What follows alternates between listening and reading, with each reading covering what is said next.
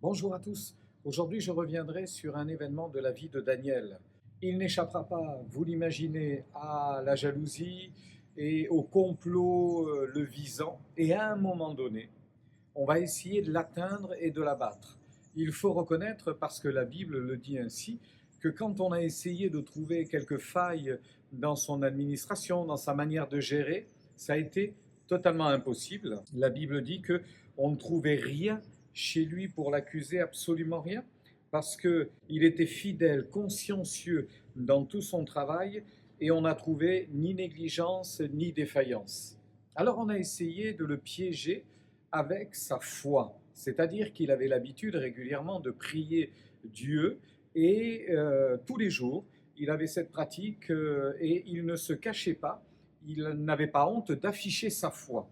Alors on va essayer de le piéger d'une façon assez grotesque, assez curieuse d'ailleurs, puisque ses ennemis vont aller trouver le roi en lui disant: il faut que tu décrètes quelque chose pendant 30 jours, plus personne n'a le droit de prier, d'adorer qui que ce soit d'autre que toi.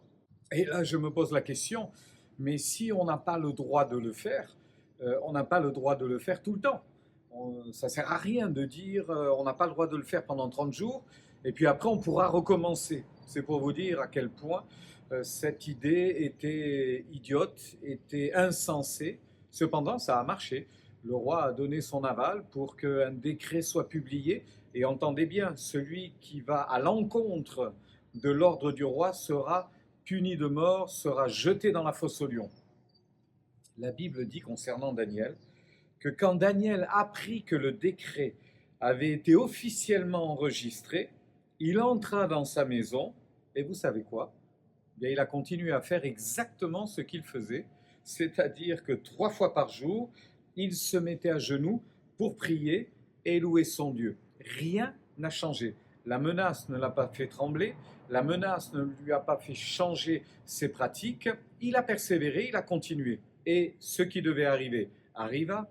Il a été arrêté, il a été condamné. Le roi a essayé de le délivrer parce qu'il voyait bien que c'était par jalousie qu'il avait été mis en défaut.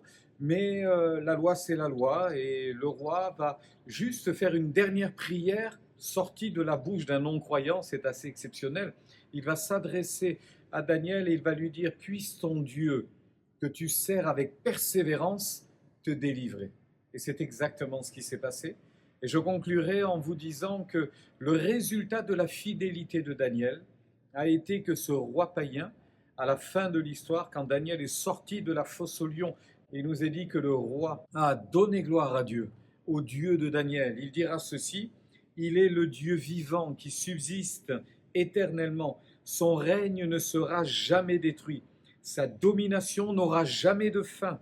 Il délivre et il sauve. Il accomplit des signes et des miracles.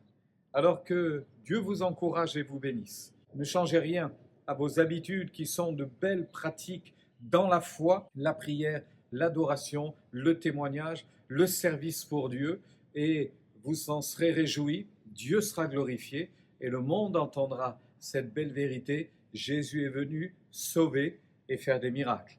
Belle journée bénie.